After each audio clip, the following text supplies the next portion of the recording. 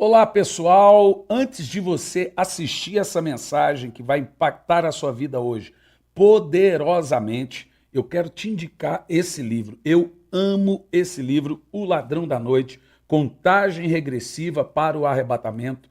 Essa é uma teologia muito profunda sobre as 7 últimas profecias no final dos tempos. Eu, particularmente, creio que Jesus está voltando. Muitas pessoas não compreendem os grandes mistérios de Apocalipse, Daniel, a parte apocalíptica dita por Jesus em São Mateus. Por isso que eu escrevi esse livro, O Ladrão da Noite, Contagem Regressiva para o Arrebatamento.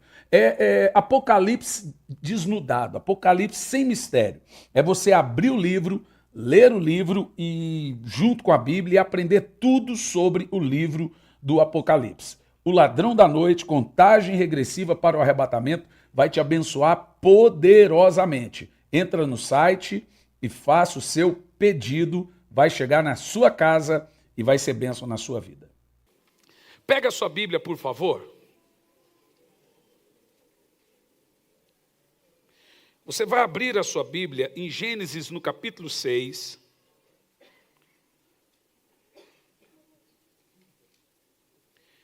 Eu vou ser 6 versos de 1 em diante. Karina, você está bem, meu anjo? Que bom. Nós queremos aplaudir Jesus pela bênção que Ele fez na sua vida. Oramos muito por você, viu? Amém. Cadê o Johnny?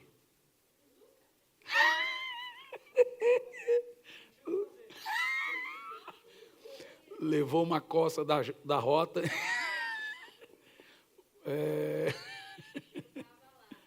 Apanhou da polícia. O problema é que a polícia está aí sentada do lado, né? Eu vou pôr assim no meu celular, assim, ó, quando a minha esposa ligar, eu vou pôr assim, ó, Tandera. Só os fortes entenderão. O olho de Tandera. Ah, não é possível que vocês não lembram, gente. Quem lembra? Ah, não é. A época de vocês é Pantera Cor-de-Rosa. Quem lembra do olho de Tandera? O que era o olho de Tandera? Os Thundercats. Pega o telefone da sua esposa na agenda e põe assim, Tandera. É o olho que tudo vê. Ai, Jesus amado. Gênesis capítulo 6, o verso de 1 a 4, nós temos aqui um texto extremamente polêmico na Bíblia, mas ele é importante. Tem aquele outro banner para facilitar a escrita, aquele do texto bíblico. Por que ele tem que ser pregado? Porque ele explica muito o momento nosso como igreja. Muita gente não tem coragem de falar sobre isso. Eu não tenho tabu na Bíblia. Porque tudo que está na Bíblia tem que ser ensinado. A gente não pode caminhar pelo caminho do tipo assim, não fala isso, porque é pesado. Pô, não estamos lidando com criança. Se eu não falo isso, as pessoas vão lá na internet e ouvem distorcido. Eu vou falar aqui hoje desse tema, em Gênesis 6, do 1 ao 4, olha o que você vai ler. Do Gênesis 6, do 1 ao 4. Quando os homens começaram a multiplicar-se na terra e lhe nasceram filhas, os filhos de Deus viram que as filhas dos homens eram bonitas e escolheram para si aquelas que lhe agradavam. Então disse o Senhor, por causa da perversidade do homem, meu espírito não contenderá com ele para sempre. E ele só viverá 120 anos. Verso 4. Naqueles dias havia o quê? Nefilins na terra. E também, posteriormente, quando os filhos de Deus possuíram as filhas dos homens e elas lhes deram filhos. Esses filhos de Nefilins com as filhas dos homens foram heróis do passado, homens famosos. Eu falei que o assunto era cabeludo. Bom, aqui agora nós temos um assunto totalmente teológico, e eu nunca preguei isso em nenhum púlpito, mas ultimamente eu tenho visto a necessidade de aplicar isso, e você vai ver o motivo. O que nós entramos aqui agora é um ponto muito importante, que é o relacionamento entre o que chamam aqui de filhos de Deus, com o que você leu aqui chamada filhas dos homens. No versículo 3 diz assim: por causa desse relacionamento dos chamados filhos de Deus com as filhas dos homens, que eram bonitas, Deus se desagradou do homem. Olha que coisa estranha. Mas Deus vai se desagradar do homem porque ele está se relacionando com mulher? E bonita ainda, tinha que ser feia? Mas na realidade não é bem assim o que nós lemos. O capítulo 6 de Gênesis, ele é obscuro, polêmico e cheio de sombras. A terra, nessa época, diz a Bíblia, que ela tinha se enchido de violência, depravação, e que Deus decidiu colocar um fim na humanidade. Como nós lemos aqui, logo depois disso, Deus envia o dilúvio. E essa história que nós lemos aqui é o motivo por que Deus enviou o dilúvio. E hoje você vai saber o porquê Deus enviou o dilúvio. Aqui o que de fato nós temos é um texto bíblico exagerado, assim, absurdamente complexo para alguns e para outros nem tanto. Espero que para nós nem tanto. O que nós vemos é um total descaso com a Bíblia Sagrada. Tem amados irmãos estudiosos das Escrituras que realmente acham que certas coisas na Bíblia não deveriam ser ensinadas. Mas nesse âmbito de batalha espiritual, de libertação, que é o que nós estamos vivenciando aqui, nas quartas e no domingo, muita ação do Espírito. Domingo passado foi demais, né, gente? Justamente sugere que nós devemos falar sobre o tema. Nós pensamos que na barca do estudo, na barca do ensino, nós lidamos com crianças, pessoas que, dependendo do que você vai falar, não vão entender as coisas. Não é bem assim. Nesse texto existem muitas maneiras de pensar. Em primeiro lugar, existe a turma de pastores que creem que esses filhos de Deus eram os filhos de Sete, um dos filhos de Adão. Adão teve vários filhos. Os que foram mencionados, teve filhas também. Os que foram mencionados, Caim, Abel e Sete. No caso, Caim matou Abel e fugiu por raio que o parta, e ninguém soube mais dele. No caso, ficou ali os filhos de Sete. E eles entendem que os filhos de Sete são chamados filhos de Deus porque eles mantiveram cultos e adoração ao Senhor. Nesse caso, eles compreendem que os filhos de Deus são os filhos de Sete e as filhas dos homens são os filhos de Caim. E aí, como os filhos de Caim, eles são mundanos e pagãos, são chamados filhos dos homens. E como os filhos de Sete eram adoradores do Senhor, são chamados de filhos de Deus. Muita gente crê nisso, que é mais fácil crer. Só que essa interpretação, ela encontra alguns problemas. Primeiro, como que a mistura de ser humano com ser humano gera mutação genética? Porque essa mistura de filhos de Deus com filhas dos homens gerou uma raça que a Bíblia chamou ali de Nefilins, que a palavra certa é Nefaos, da onde vem a palavra gigantes, homens enormes, poderosos daquela época, e Nefal também significa caídos ou tombados. Veja que a mistura desses filhos de Deus com as filhas dos homens, deixa o versículo 3, por favor, gerou uma raça híbrida. Ora, senhores, como que filho de homem com filha de homem gera gigante? Fica meio estranho. Em segundo lugar, por que Deus iria se irar? Porque homem teve relação com mulher. Não faz sentido. Mas o que nós temos aí? Bom, esse entendimento que esses filhos de Deus aqui são os filhos de Sete, e as filhas dos homens aqui são as filhas, são as filhas de Caim, ele encontra muitos problemas. Primeiro, ele não encontra base bíblica para tal afirmação. Em segundo lugar, nós temos um outro pensamento pesado, complexo, mas de fácil entendimento. Mas é o mais bíblico e coerente. Existe um tabu no tema. E o tabu vem por causa da dinificação de anjos. Tratar anjos como deuses e adorar anjos, então isso quase que não chega a ser concebido. Bom, o que nós encontramos aqui na Bíblia Sagrada, quem são esses filhos de Deus que nós encontramos aqui na Bíblia? São anjos. É isso mesmo que os senhores estão ouvindo.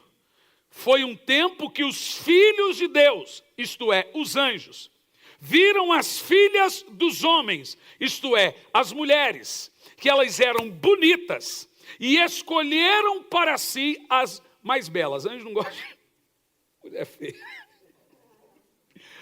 E tomaram para si esposas e tiveram bebezinhos.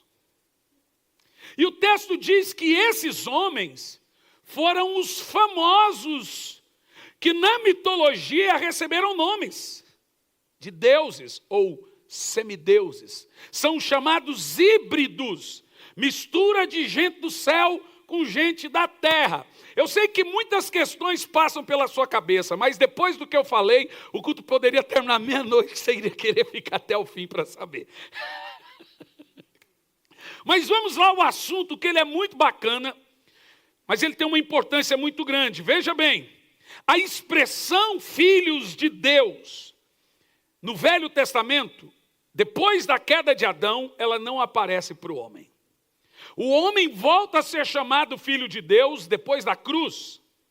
Na nova aliança, que ele é adotado através de Jesus, ele volta a ser chamado filho de Deus. No Velho Testamento, o termo filho de Deus é dado a anjos. Você quer ver o texto? Primeiro texto, Jó capítulo 1, versículo 6. Quem são os filhos de Deus de Gênesis 6?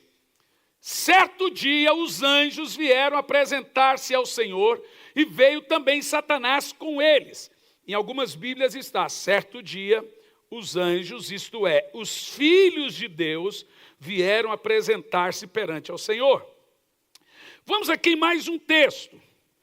De Jó também, diz assim, em outro dia os filhos de Deus, isto é, os anjos, agora no capítulo 2, versículo 1, capítulo 2, versículo 1, de Jó também. Capítulo 2, versículo 1, de Jó. Aí, no outro dia os anjos vieram apresentar-se ao Senhor, e Satanás veio também com eles, para prestar-lhe culto. O termo anjos aí é melahims, mensageiros, que significa filhos ou estrelas, filhos de Deus. Em Jó 38, versículo 7, por gentileza, na tela, em mais um outro texto, enquanto as estrelas matutinas juntas cantavam, todos os anjos se regozijavam. Em mais um texto que temos a palavra anjos como melahims, representando filhos de Deus. Em Daniel 3 e 25 diz que o rei exclamou, na história de Sadraque, Mesaque e Abednego, lá, né?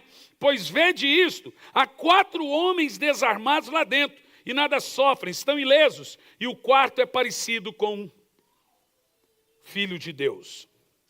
Todos os textos na Bíblia, no Velho Testamento, que falam de filhos de Deus, referem-se a anjos. Então veja bem, em primeiro lugar, nós estamos certos que os anjos no Velho Testamento eram chamados filhos de Deus, e nos parece razoável isso, a expressão filho dada exclusivamente aos anjos. E o que nós vemos aqui, meus irmãos, é que parece que houve uma segunda apostasia de anjos. Esses anjos que caíram com as mulheres no livro de Gênesis 6, pouco antes do dilúvio, não são os anjos que caíram com Lúcifer.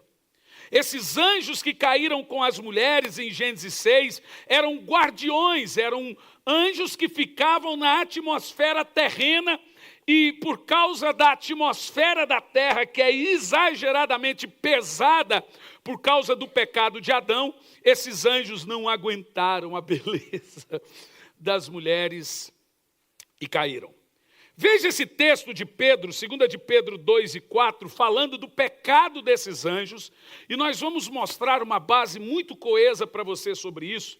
entendermos um pouco. Olha que Pedro fala: pois se Deus não poupou os anjos que pecaram, interprete, não é anjos que caíram, é anjos que pecaram, mas os lançou no inferno, prendendo-os em abismos tenebrosos, a fim de serem reservados para o juízo. Você já leu na Bíblia que nós, como igreja, vamos julgar os anjos. Os anjos que nós vamos julgar são esses. Não é os anjos, a terça parte que caíram com Lúcifer, que foram julgados já quando caíram. Então o que nós temos é uma classe de anjos caídos que estão presos, no lugar que Pedro chama aí de inferno, a palavra ali é tártaro, que se chama prisão, é no abismo. E temos anjos caídos que estão soltos, perambulando por aí, rodeando o mundo e fazendo da vida uma desgraça. Esses anjos que estão presos, Pedro diz que são anjos que pecaram. E por quê? E como eles pecaram? Qual foi o motivo deles pecarem? E aí o apóstolo Judas, não o Iscariote, o irmão de Jesus, em Judas capítulo 1, no versículos 6 e 7, ele não vai deixar dúvida para nós qual foi o pecado desses anjos que caíram, ou pecaram.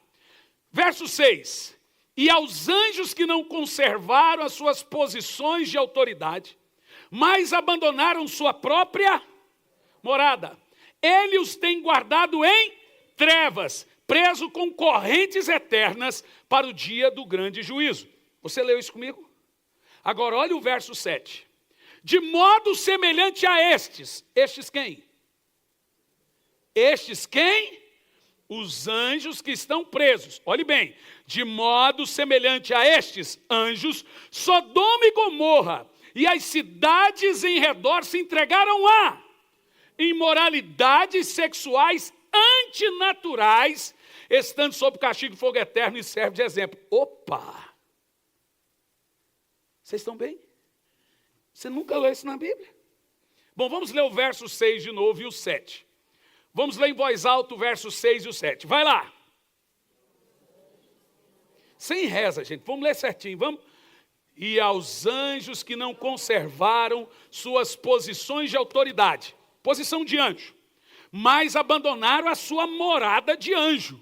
Ele os tem guardado em trevas. Pedro não falou? Porque eles pecaram.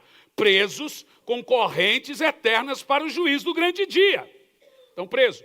Esses anjos, verso 7, de modo semelhante a estes anjos, Sodoma e Gomorra, olha o que me assusta, e cidades em redor se entregaram a imoralidades, relações sexuais antinaturais, estando sob castigo do fogo do eterno, servem de exemplo. E agora vamos lá. Quando os anjos descerem em Sodoma e Gomorra, o que os homens quiseram fazer com eles? Querido, você pode ter o tabu que você quiser. Nada temos contra a Bíblia. Bíblia está aí para ser lida e explicada. Eu sei que é pesado. Ainda assim é Bíblia. Isso é tão grave, mas tão sério, que o texto de Judas está dizendo, o apóstolo, o irmão de Jesus está dizendo, é justamente isso. Que semelhante a Sodoma e Gomorra, o mesmo pecado que Sodoma e Gomorra cometeu, uma classe de anjos cometeram. Então, inclusive, tivemos o quê? Homossexualidade.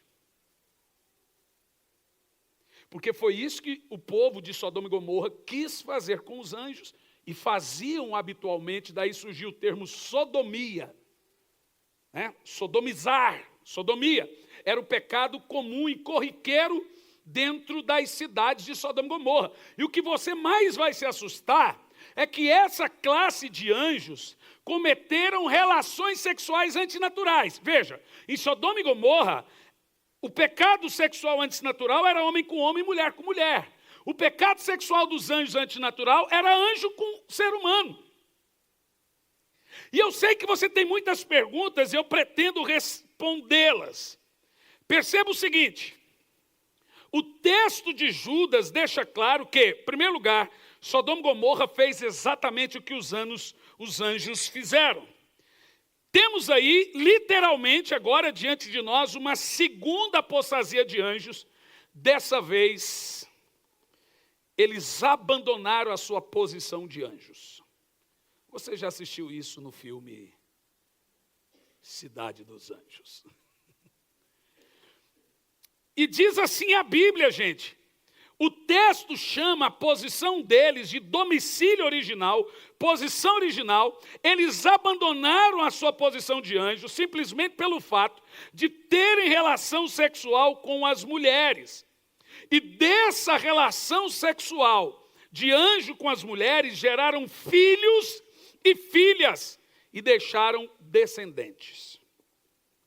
Os seus filhos, apesar de serem superiores à raça humana comum, eles eram superiores na época em altura, eram gigantes com mais de 5 metros de altura, porém de origens terrenas. Daí surgiu as mitologias, porque eles eram os homens poderosos. Criou-se a mitologia que eles eram semideuses, mas eram filhos de demônio humano. E a Bíblia Sagrada diz que esses anjos caídos estão presos, esperando a igreja julgar o pecado deles. A Bíblia diz que nós vamos julgar esse pecado deles. Nós vamos julgar os anjos, esses anjos. Os outros que caíram com Lúcifer já são demônios, já foram julgados. Esses estão presos esperando a igreja julgar eles. Agora presta atenção nisso aqui, gente. Os filhos desses anjos com as mulheres morreram todos no dilúvio. Então o dilúvio, Deus não mandou o dilúvio porque ele estava a fim de matar gente violenta. Ele mandou o dilúvio porque o que aconteceu na terra foi uma mistura absurda, antinatural da criação de Deus. O dilúvio foi um ato da graça de Deus com a raça humana, porque quem entra na arca são os humanos originais. O Senhor reservou 8 que não tinham mistura genética de espiritual e carnal para entrar na arca. Lembra você que Noé e seus filhos eram descendentes de 7. E o Senhor reservou esses. Por isso que a ciência não consegue entender aonde foi o elo perdido. Então eles vê os fósseis de gigantes. Você vê aonde que tem esses fósseis, enormes ossos de gigantes. Aí eles vão lá e fazem o DNA, não tem a ver conosco. Aí eles falam, aonde foi o elo perdido? O elo perdido foi o dilúvio, porque quem entrou na arca foram só o ser humano, imagem e semelhança de Deus. No dilúvio morreu toda a mistura. Deus acabou com essa bagunça. Aí, tem mais. Esses filhos desses anjos que perderam a sua posição original com seres humanos, eles não entraram na arca. E as mulheres? Também não. Mas aí surgem algumas perguntas, as pessoas me mandam perguntas, provavelmente gente na internet, nós temos milhares de pessoas que assistem o nosso culto, e mas pastor, Jesus disse que anjo não tem sexo. Jesus disse isso aonde? Na Bíblia? Só se for na sua, na minha não tem isso. Vamos ver se Jesus disse isso? Mateus 22 e 30. Será que Jesus disse isso mesmo? Vamos ler em voz alta, vai lá. Na ressurreição, as pessoas não se casam e não são dadas em casamento, mas são como os anjos no céu. A Bíblia não diz que diz que eles não se casam. E lá no céu não tem casamento. Mas aqui o que nós vemos aqui? Presta atenção. Temos a explicação de alguns teólogos extremamente famosos, por exemplo, De Civic. Ele diz o seguinte, um dos teólogos mais inteligentes que a terra conheceu. Olha o que ele fala. Contudo, esses anjos aparecem aos homens em corpos de tal natureza que não puderam ser vistos, nem sequer tocados. A mesma escritura mais verdadeira declara. Além do mais, há um rumor entre a teologia de modo geral de que esses anjos deitaram com as mulheres e fizeram sexo com elas. Eles então assumiram formas terrenas com todos os requisitos naturais dos homens. Lembra você dos anjos que dormiram na casa de Abraão? Tomaram banho, comeram e descansaram. Eles estavam em forma de homens. Bom, para você entender a facilidade dessa mistura terrena com celestial, Jesus era um híbrido. Jesus foi gerado como? Não foi por sexo, mas ele foi gerado. Ele era 100% homem e 100% Deus. Quando ele entrou na terra, ele virou ser humano. Então, o que nós temos na realidade, aqui na Bíblia, que nós lemos os pensamentos de teólogos e etc., em toda a teologia da era medieval, como a maioria de todos os teólogos do passado, que criam que esses anjos abandonaram a sua forma angelical, como Judas e Pedro mostrou para nós, afirmam, tomaram mulheres humanas e apesar da natureza deles ser celeste, eles ocuparam uma forma física que passou a ser uma forma permanente, que eles abandonaram e se tornaram seres naturais aqui na Terra. Nós temos aqui 2 historiadores das épocas medievais, que são os mais famosos, Flávio Jósefo e Filo Judaeus, Filo também muito conhecido, e olha o que ambos falam sobre o tema. De fato, essa concepção era a única aceita pelos judeus versados nos séculos primitivos da era cristã. Com relação à Septuaginta, a nossa primeira Bíblia para o grego, todos os manuscritos traduzem a expressão hebraica filhos de Deus como sendo anjos de Deus. Então, o que a Igreja Católica fez, e também alguns reformadores, para não assustar o povo? Mudar os termos, e simplesmente é uma coisa que não é pregada. E já lhe explico por que é o perigo que isso não é pregado. Com esse fato aqui, nós entendemos o seguinte: a condição normal, em uma condição normal, os anjos não podem fazer sexo. Mas nós apresentamos que eles podem assumir uma forma humana. E não só eles, como os demônios. Os demônios podem até se disfarçar de anjos de luz. Nós deixamos claro, então, que os anjos, analisando aqui toda a Bíblia e também a história, os teólogos, eles podem assumir facilmente, abandonar o seu domicílio angelical e assumir uma forma humana, pela explicação de todos os historiadores e teólogos dos tempos primordiais. Agostinho, que é um dos teólogos mais conhecidos, o famoso Agostinho de Hipona, ou Santo Agostinho, bom, eu não concordo com ele nesse ponto, mas esse texto é engraçado. Ele chega ao ponto de mencionar que Paulo pede que as mulheres mantenham as suas cabeças cobertas na igreja por causa dos anjos, para não seduzir os anjos. Vocês querem ver esse texto? Bom, eu não concordo com ele, mas o texto é interessante. 1 Coríntios 11, verso 10, olha o que Paulo fala sobre anjos e mulheres. Por essa razão, e por causa dos anjos... Leia você, por favor, vai lá. E por causa dos anjos, a mulher deve ter a sua cabeça um sinal, a sua cabeça coberta como um sinal de autoridade. Continua o texto, verso 11. No Senhor, todavia, a mulher não é independente do homem, nem o homem independente da mulher. Aí o homem só pega a parte, a mulher não é independente. Mas ele esquece também que ele também não é independente. Submissão não é inferioridade. Submissão é debaixo de uma missão. Apenas isso. Ambos têm a mesma autoridade diante de Deus. As pessoas interpretam errado isso. Eu sei que os homens não gostam quando eu falo isso, mas é verdade. Agora veja bem, Agostinho diz, e na realidade esse era o entendimento, que na igreja primitiva as mulheres tinham que cobrir a sua cabeça para não seduzir os anjos. Amor, põe aí na cabeça da irmã e faz. Põe aí, pastor Dani. Cubra a cabeça, cubra a cabeça. Bom, queridos, eu de fato não concebo, eu não tenho esse entendimento. Qual é o entendimento que eu tenho disso, desse texto de Paulo? Nenhum. Estou sendo bem honesto. Não tem nenhum entendimento, nenhuma interpretação, mas que o texto é cabeludo. As mulheres escondem sua beleza por causa dos anjos. Você vê que era um entendimento comum no cristianismo antigo. Não acredito que isso aconteça hoje. Eu não estou certo desse pensamento. Em Gênesis 6, nós vemos que o fato dos anjos seduzirem as mulheres e caírem com essas mulheres, fazendo sexo, engravidando essas mulheres, não são os mesmos anjos servos de Lúcifer, os que destroem a vida das pessoas. Esses anjos estão presos. Ufa, esses jaguara. Que cambada de cafajeste esses anjos, né, gente? Isso é até besta. Eu entendo que eles estavam, de alguma forma, na atmosfera terrestre, cheia de pecado, e não suportaram e foram completamente seduzidos pelo pecado. Bom, o que isso tem a ver com tudo que nós estamos falando?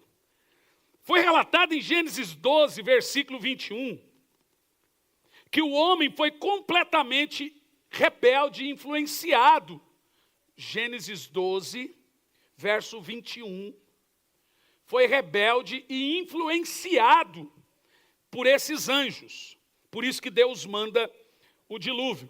E toda a depravação que vem pré-diluviana é por causa desse pecado nojento e absurdo que gerou uma ira terrível diante de Deus. Você entende agora? Quem está entendendo? E a Bíblia Sagrada diz que Deus tinha que colocar um fim nessa coisa nefasta. E agora não somente anjos caídos passaram a ser adorados, que todos os anjos caídos são adorados na antiguidade como deuses, Apolo, Samíramis, Tamus, Astarote, Moloque, todos são anjos caídos, como também esses Nefilins, os gigantes, foram homens poderosos e fortes nas eras passadas e passaram através disso. Qual é o problema disso não ser ensinado? Eu vou lhe dizer qual é o problema. Que Jesus disse que como foi nos dias de Noé, iria acontecer de novo. Pastor, só está dizendo que anjo vai cair de novo por causa de mulher? Não, não estou dizendo isso. E eu vou lhe dizer por que não. Porque os anjos não podem cair mais. Foi-lhes tirado o livre-arbítrio. Então não vai acontecer uma outra queda ou uma outra apostasia de anjos. Deus criou todos os seres livres, homens e anjos. Por isso que Lúcifer e seus anjos caíram. Por isso que temos essa apostasia de anjos. Mas como que funciona o que eu costumo chamar de reavivamento Nefilins? Preste atenção. Há muitos anos atrás eu fui pregar em Joinville. E eu decidi que naquela cruzada, durante o dia eu ia fazer gabinete com as pessoas. Não foi a pior coisa que eu fiz. E era fila o dia inteiro. Gente, eu atendi uma mulher que o filho dela de 4 anos incorporava todo dia 3 horas da manhã e quebrava a casa toda. Bom, não é difícil você crer nisso, porque nós tivemos aqui um testemunho de uma garotinha de 10 anos que incorporava todo dia 11h30 e ficava terrível. Nós vimos isso. Esse garotinho de 4 anos incorporava e quebrava a casa toda, falava igual um homem. Atendia a família, fui saber o que estava acontecendo, etc. Aí, em um dos dias, entrou no meu escritório um casal.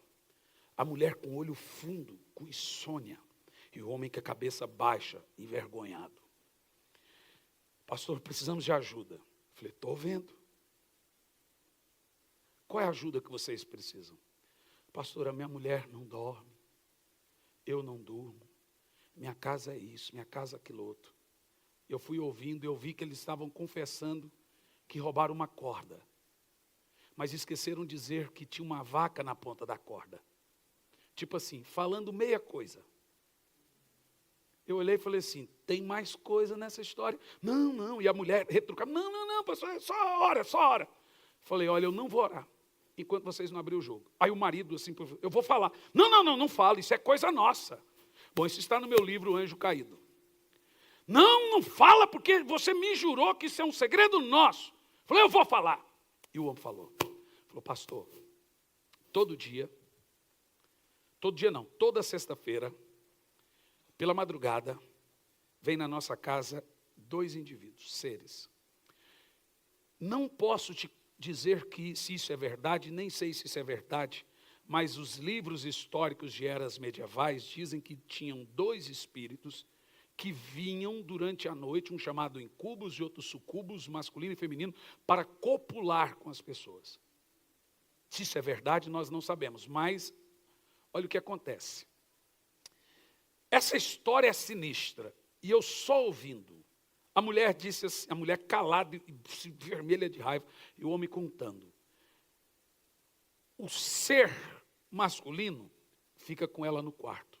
O ser feminino fica comigo na sala. E a gente passa a noite toda. E a mulher gostava disso. E eu falei, e esse ser, como é que ele é? Não, a gente não vê o rosto. É uma sombra negra enorme, seja masculino ou feminino. Muita gente já teve esse tipo de experiência no subconsciente. Aquela experiência entre sono. Você não está nem acordado, nem dormindo, e vem alguém em cima de você. É uma experiência assustadora que a maioria das pessoas tem no subconsciente. E a ciência, a parapsicologia, chama de paralisia do sono. Vem ou um homem ou uma mulher. Você quer ver? Quem já teve essa experiência de estar gritando e não estar gritando, de estar acordado e estar dormindo, não sabe o que está acontecendo? Levanta a mão bem alto. 99,9%. Então veja, não estou falando nenhuma loucura.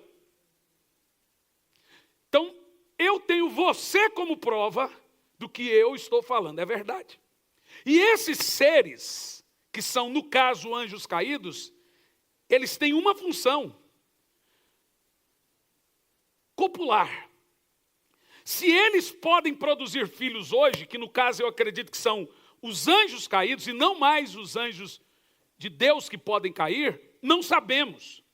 Mas nós temos relatos aí, ou boatos, não sabemos se é verdade, de chamadas noivinhas do diabo. No satanismo diz que tem as noivinhas de Satanás, que devem estar prontas para copular com seres espirituais. No caso desse casal, eu olhei para a mulher e disse, você quer continuar? Ai, que é muito bom, pastor. Eu falei, pois bem, você vai para o inferno com isso. E o homem disse, eu não quero. A hora que eu levantei da cadeira, eu nem comecei a orar. Eu fui na direção dela, ela incorporou. Então nós temos relatos na história, na Bíblia e etc., de uma espécie de um reavivamento Néfilins, de demônios tendo relações sexuais com mulheres ou com homens no sono, ou no pesadelo. Quantas pessoas já tiveram esse tipo de experiência? Aí a pergunta que surge é, será que teremos um outro retorno híbrido? Não sei dizer, mas eu li essa semana no jornal, eu todo dia acordo e leio todos os jornais do mundo.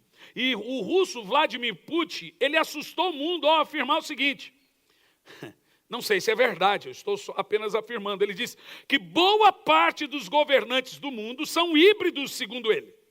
É louco.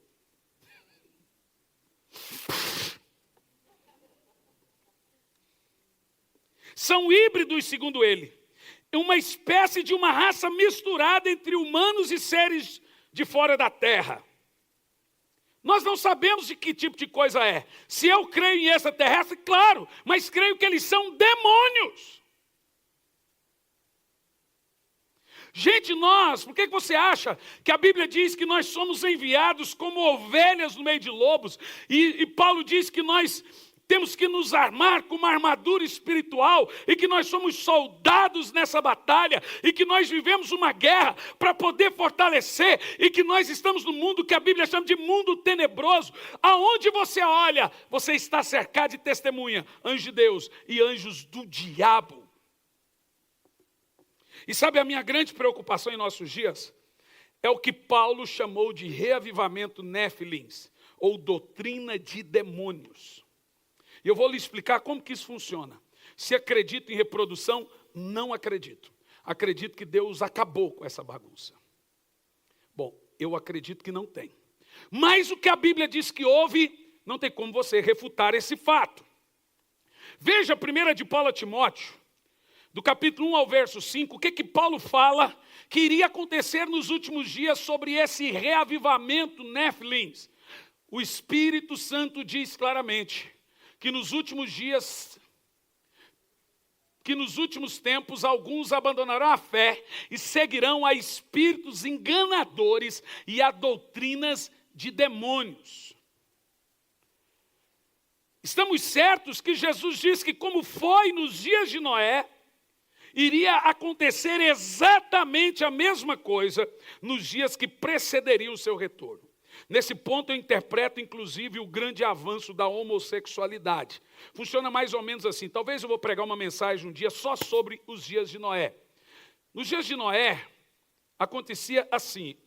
Era cultural que toda criança, até os 6 anos de idade, eram obrigados. Eles tinham os pais e tinham um mentor social. Então o menino ele tinha que ser sodomizado. Em Sodoma e Gomorra, era obrigatório que a criança fosse sodomizada pelo seu mentor social. Eu disse domingo passado que na Alemanha, gente, você vai nos jornais, está em todos os jornais, crianças até 4 meses, a doutora Damares, todo mundo chama ela de louca. Aí quando eles for ver, a verdade está na lei. Até 6 meses de idade, a criança ela tem que ser masturbada para desenvolver uma libido sexual. 6 meses de idade. E o pai que não permitir é preso. Bom, eles estão começando assim, logo lá na frente vão começar a sodomizar. Hoje, o STF está votando se vai criminalizar, como crime de racismo, quem chamar homossexualidade de pecado. Bom, eu escrevi no Face, falei assim, eu estou pronto para ser preso. E se você quer ver um avivamento vir na igreja, é só prender os seus pastores. Eu prefiro os copastores. Eu acho que o copastor que se preze, quando o seu pastor for preso, ele tem que entrar na frente e falar assim, eu vou no lugar do meu pastor. Eu acho que é assim que tem que ser feito. Né, irmãos? Amém? Os pastores aí têm que dar vida pelo seu pastor. Mas se você acha, irmão, veja que nós estamos tendo uma cultura de sodomia já avançada. Os dias de Noé estão chegando. De uma maneira assustadora, não como descaradamente como os anjos caídos fizeram naquela época, mas hoje estão agindo de uma maneira sutil. Se hoje o STF votar pelo sim, se amanhã eu disser que homossexualidade é pecado, eu vou preso. Pois bem, o seu pastor, ai que sonho, eu nunca levei um tapa por amor de Jesus. Não, já imaginou, eu, pai, eu... Não. Dói.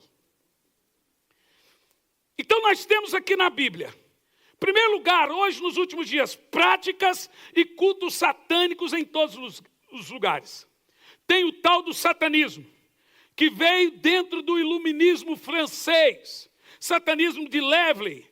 Desde 30 de abril de 1966, Satanás é declaradamente adorado por boa parte das pessoas no mundo. Tem uma Bíblia de Satanás com 10 mandamentos de Satanás. E dentro dos 10 mandamentos satânicos tem um mandamento. As noivas de Satanás devem se preparar para se encontrar sexualmente com os espíritos. Vocês estão vendo os dias de Noé, gente?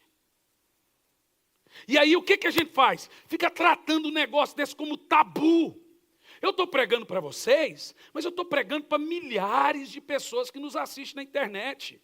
As pessoas estão escravas dos demônios. Tem gente com olho fundo por causa de pesadelos, por causa dessa paralisia do sono que repete noite após noite e não conseguem dormir. Eu vou te ensinar como vencer a paralisia do sono. É horrível. É horrível, não é, gente? Quem já teve a experiência? É a coisa mais horrível. Você liga a luz, liga a TV e fica a noite toda com medo, né? Eu aprendi a vencer isso. Eu vou te ensinar como vencer.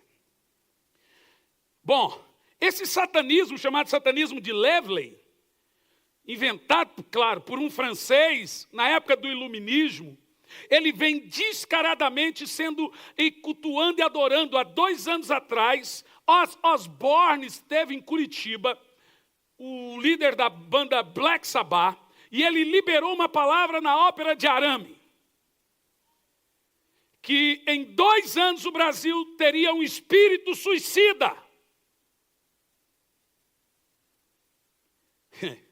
Eu fiquei assustado quando eu li isso. E quando ele estava no avião, ele disse que viria aqui, teria reunião. E aí aconteceu um dado engraçado. Um de meus amigos estava dentro do avião. Não, eu estava dentro de um avião. Eu não sei se o Juliano estava comigo na época, junto com a minha equipe de cruzada. E tinha um monte de gente, tudo vestido de preto, dizendo, Satã é rei. E o povo, esse avião cai nada, tem uma luz aqui, eu estou aqui. Gente, eles vinham cantando, Satã é rei, Satã é rei, Satã é rei, Satã é rei. Nesse dia, eu vim só clamando sangue. Senhor, se o Senhor não deixa esse avião cair, meu pai. Oh, meu pai, teu servo está aqui, meu pai.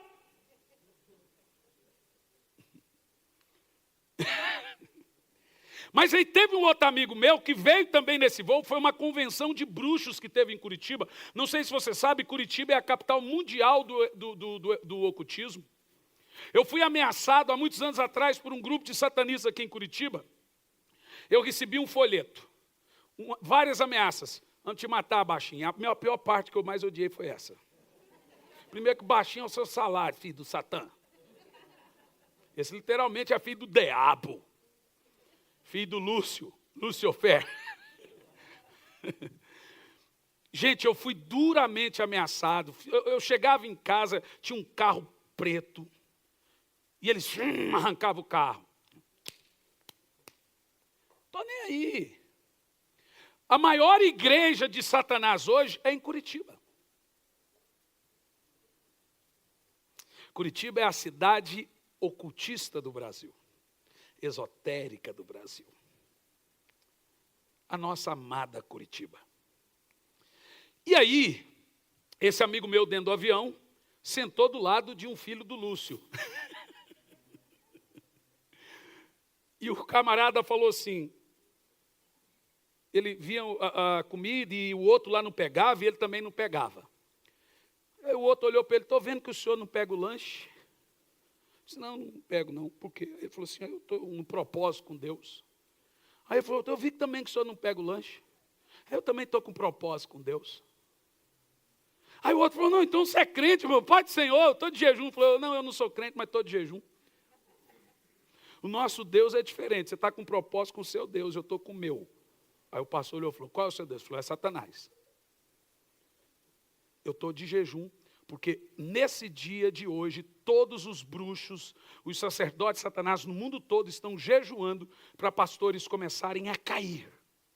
Para pastores se matarem e começarem a cair e desistir do ministério. E ele disse mais para esse colega meu. Todas as igrejas nós estamos infiltrando mulheres para derrubar pastores. Irmão, se você me ver do lado da morena, pode separar que é briga. A Tandera está aqui. Eu não dou carona para mulher, não atendo mulher sozinha no escritório. Irmão, tem mulher que é carabina. Carabina de matar crente. É uma 12 com um cano desse tamanho assim, pá!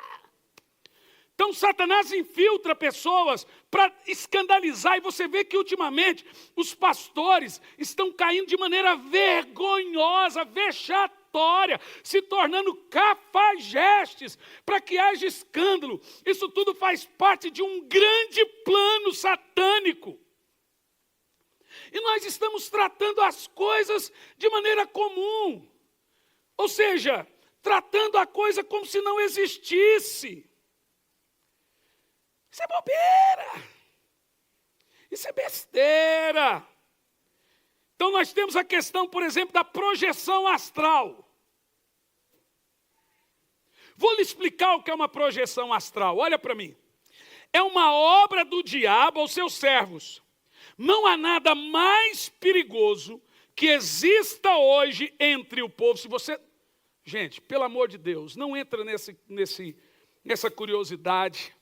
Mas no YouTube está lá, eles ensinando a fazer projeção astral. É uma coisa totalmente satânica e diabólica. Eu vou lhe dizer como que isso funciona. É nefasto, é perigoso, é a prática da projeção astral. Veja que é um reavivamento nefilim, é os dias de Noé. No que ela se consiste? Nos é informado E veja que o que esse pastor está falando, o que ele escreveu, é um perigo muito grande. Um perigo muito grande. Mas como eu lido com isso, já houve muita conversão de satanistas, sacerdotes do diabo e bruxos em conferências, e vem relato, a gente vem e escreve. A projeção astral trata-se de um fenômeno paranormal, refere-se à saída da consciência do corpo humano. É uma manifestação em que eles chamam de manifestação extrafísica. No espiritismo é chamada de a dimensão do plano astral, ou plano espiritual. Essa prática foi realizada em tempos modernos a partir de 1808 pelo inglês Chiavonete. Tais experiências são realizadas por qualquer pessoa por meio do sono, via meditação, yoga, sono profundo, técnicas de hipnose, relaxamento, ou involuntário ou voluntário, durante episódios da paralisia do sono e através de efeitos neurais, neurológicos, por indução de drogas.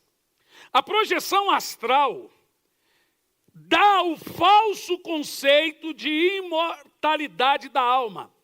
Hoje, muitos atores e atrizes estão praticando a cabala, que é o que induz essa prática que eu estou lhe dizendo. Você já ouviu isso? Isso se tornou uma febre global. E nós estamos com tabuzinho, tabu, e o diabo deitando e rolando. Então, a projeção astral é uma doutrina de demônio, e ela vem da ideia grega que cria que a alma podia se desprender do corpo sem morrer. A alma pode sair do corpo sem que o corpo morra. E ela fica vagando, vai na casa de um, vai na casa do outro. Eu vou te contar uma coisa. Nós, na nossa escola de missões, tínhamos um satanista que infiltrou. E ele fazia projeção astral lá dentro. Um dia, uma menina acordou assustada. Todas as meninas, no quarto das meninas, acordou assustada e viu ele. Mas na mesma hora ele estava dormindo. Eu falei, vocês estão loucos? Ele estava lá no quarto. Gente, os meninos falaram, como você estava no quarto? Você estava no nosso quarto. Aí eu comecei a orar, gente. Fomos orar, fomos jejuar, e ele veio e confessou que ele realmente era satanista, adepto da prática da projeção astral. Então eles ocupam sonhos, ocupam pesadelos. Satanismo puro, bruxismo, bruxaria no mais alto e perverso nível. Não estamos falando de expulsar pombagirinha, não. Não é expulsar, sai capetinha, não. É coisa de Satanás no mais alto e perverso nível. O pensamento bíblico que temos acerca do fato é que a Bíblia proíbe e nega completamente que o corpo seja separado da alma, pelo simples fato que nas Escrituras a alma só se separa do homem caso ele morra. Mas a Bíblia também diz que Satanás tem poder em se disfarçar de anjo de luz e separar o homem ou ensiná-lo a ter essa prática bruxista. Então a única maneira de fazer uma viagem astral fora do corpo com a alma, a única maneira de fazer isso é com a ajuda de demônios. A ideia de que nossa alma pode sair do corpo, abandonar o corpo, descolar do corpo, é uma doutrina pagã. É demoníaco. Quem pratica tal ato, ele está cheio de demônios e se tornou um cavalo, um serviçal do diabo. Eu quero continuar isso porque eu vou falar de teosofia e chakras, aonde os demônios habitam nas pessoas sem que elas percebam. Por isso que me foi pedido por uma das maiores editoras que escrevesse sobre isso. Eu estudei há anos, com experiências, com teologia, linguístico, para dizer a você o que eu estou falando. Não é um ignorante que está falando aqui, não. E nós, o exército de Deus aqui na terra, o que vai fazer quanto a essas coisas? Quem é que vai botar o dedo na cara do diabo e apontar para ele qual é o destino dele? Mostrar para ele o que lhe reserva. A Bíblia não chama você de florzinha de Jesus. A Bíblia chama você de exército. Nós somos os inimigos dessas trevas. A responsabilidade é da igreja de entrar em guerra contra o reino das trevas. Eu não quero uma igreja de frouxo, eu quero uma igreja de soldados, de guerreiros e guerreiras. Eu quero que você aprenda que quando dentro da sua casa você perceber que tem algo espiritual, um filho com uma situação espiritual, pessoas se automutilando ou coisas parecidas, você começa a entrar na guerra. Deixa de ser frouxo, crentinho da figa. Bata no peito aí, ó. Bata aí, fala, eu sou um soldado. Ei, tá parecendo um saco de batata podre. Vamos lá, mais forte, vai. Gente, eu vou te dizer, quem que o diabo pensa que ele é, impõe um dedão fedido na sua vida, ele não é nada. Maior é aquele que está em nós do que aquele que está no mundo. 1000 cairão ao teu lado, 10.000 à tua direita, mas você não será atingido. Virão por 7 caminhos, por 7 caminhos fugirão. Eu vou te dizer uma coisa, o exército mais poderoso da terra não é o russo, não é o americano, não é o de Israel. O exército mais poderoso da terra é o exército de Cristo, chamado igreja, porque Jesus disse, levantarei a minha igreja. Ele não disse que vai levantar o Brasil, não disse que vai levantar os Estados Unidos ou Israel. Ele vai levantar um povo chamado igreja, que não é gentil, que não é judeu, um povo chamado igreja, que é cheio de pecado, mas que foi lavado e remido pelo sangue do Cordeiro. Um povo que anda marchando com a cabeça erguida, são cheios de problemas, mas não são frouxos. Ele levantou esse povo para mostrar para o diabo que maior é aquele que está em nós do que aquele que está no mundo.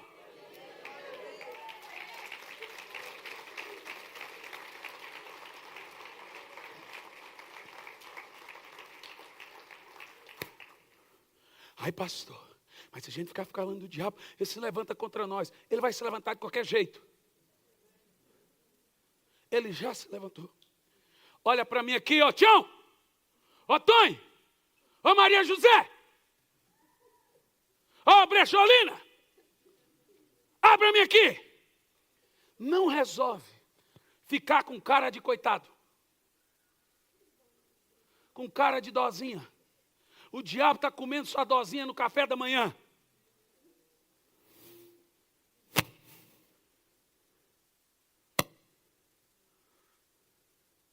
Rapaz, eu vi um negócio na igreja, que eu fui ministrar recente, e incorporou um bicho.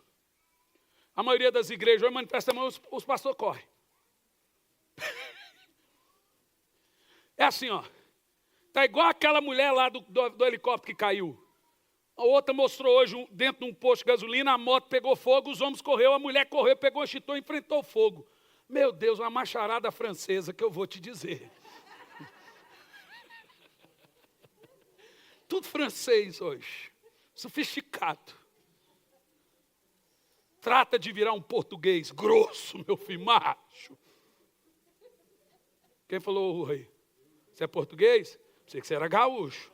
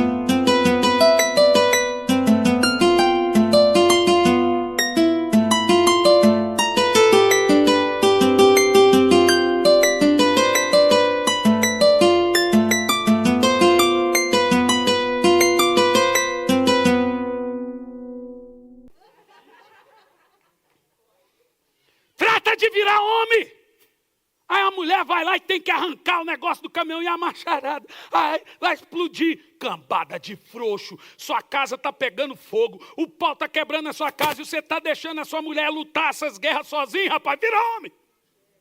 Seu frouxo.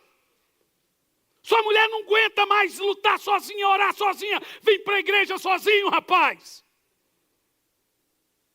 Nossa, pastor, o senhor está xingando todo mundo. Não, eu estou xingando gente que é isso. Você não é.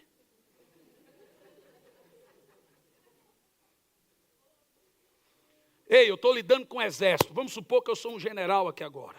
Eu estou lidando com um soldado que está precisando aprender a guerrear. Ei, está difícil a guerra?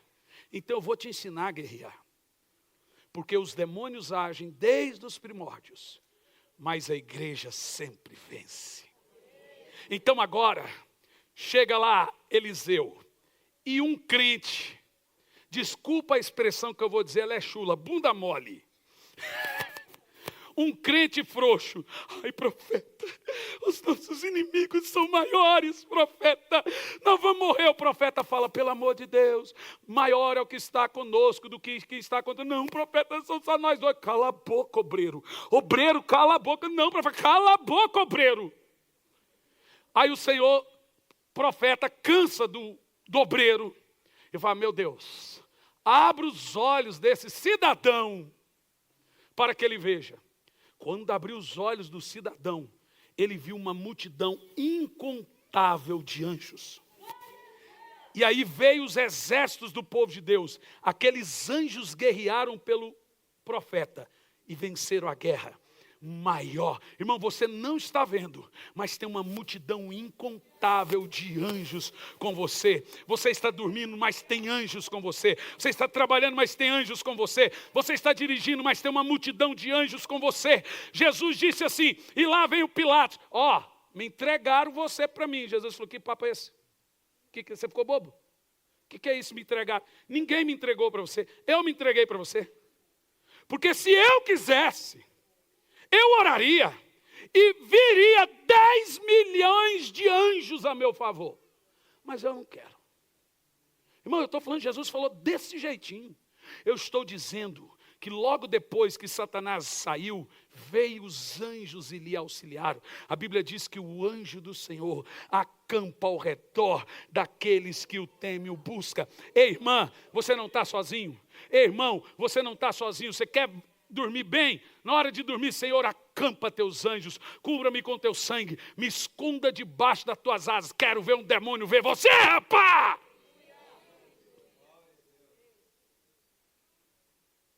Só quem é soldado de Jesus, porque você pode ser florzinha também, mas só quem é soldado de Jesus vai dizer, eu sou um soldado. As mulheres estão melhores. Tem alguns franceses aqui. Vamos ver os homens, só os homens. Eu sou um soldado! Eu sou um soldado! Francês. As mulheres! Eu sou um soldado! Ih, que lavada! Nós vamos orar agora. E todas as noites nós estamos orando. E é mais uma noite que nós vamos vencer um tipo de batalha. Um tipo de batalha. Eu não admito, em igreja que eu sou pastor, Satanás tocar na vida de um filho de Deus, irmão. Eu me sinto um fracassado. Ver os filhos que o Senhor me confiou por rebanho sendo destruído, Edson. A doença, a finança e problema. Que tipo de pastor frouxo que eu sou? Ora, se eu não tenho força para vencer, eu tenho força para te ensinar a vencer. É o meu papel, porque nós não temos força. A nossa força vem do Senhor. Levanta a cabeça, eu quero olhar para você. Vamos supor que você está comigo no gabinete. Sabe o que eu estou falando para você? Até quando você vai ser sola de sapato de demônio? Até quando você não assumir a sua posição de autoridade? Porque o Senhor te diz, eu te dei poder e autoridade. Ele não disse que deu para pastor. Ele disse, eu dei para a igreja toda poder e autoridade para pisar serpentes e escorpiões e sobre todo o poder do mal, e nada lhes fará dano algum. Não é uma retaliação, é nada. Pastor, meu casamento está destruído, então tu vai lutar por ele. Fala, capeta, tu não vai acabar com a minha casa, Satramais. Vai ficar de pé, cambada. Então olha para mim aqui. Diz assim, eu estou em guerra. Irmão, está difícil a sua luta, está difícil a sua vida, então aprende a guerrear. Porque o problema do crente é esse, ele não sabe lutar suas guerras. Aí o diabo come a fé dele no café da manhã, come a oração dele no almoço, come o desânimo dele na janta. Eu quero que você vence. Eu quero ouvir muitos testemunhos como os que ouvimos aqui hoje.